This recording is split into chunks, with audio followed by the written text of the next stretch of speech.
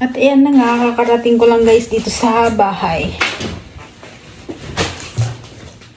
Ito yung aking order.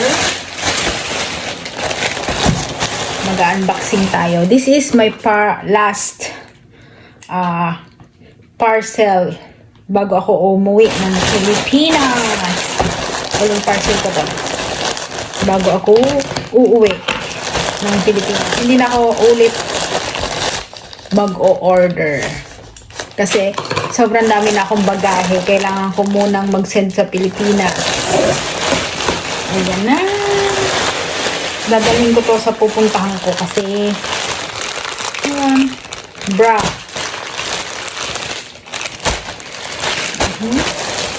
Tapos panties. In-order ko to kasi pambahay nga. Para may pambahay ako. Kasi pag nagre-regla ako, ayokong gamitin yung... Ay, ang ganda! Ayokong gamitin yung... aking mga panties na... sexy panties, you know. Ayan, ang ganda niya. 1, 2, 3, 4, 5, 6. Walang pa-free. And, syempre this one. Ayan, yung lipstick. Yan, ang aking lipstick. Kailangan ko munang itry.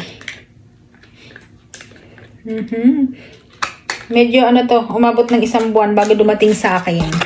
Kasi, galing pa ng Pinas. Maraming orders kasi yung pinag-orderan ko nito. Look! Ang hirap naman. Nasira na. Wow! Mahilig kasi ako sa lipstick. Alam nyo naman yan.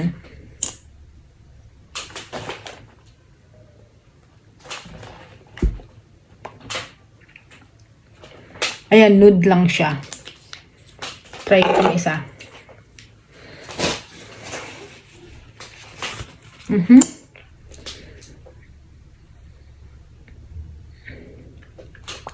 Wow!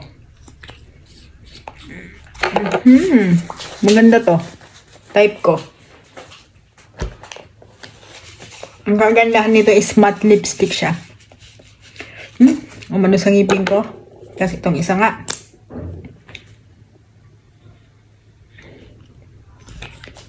Wow! Ang ganda!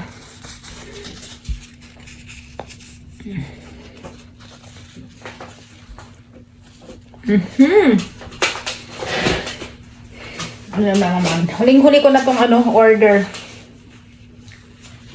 Ngayong December 2024, wala na akong o-orderin. Kasi paalis na rin naman ako ng Taiwan. Wala na akong o-orderin kasi paalis na rin naman ako dito. Kailangan ko ng Wow, ang ganda. Look. Humabol pa talaga.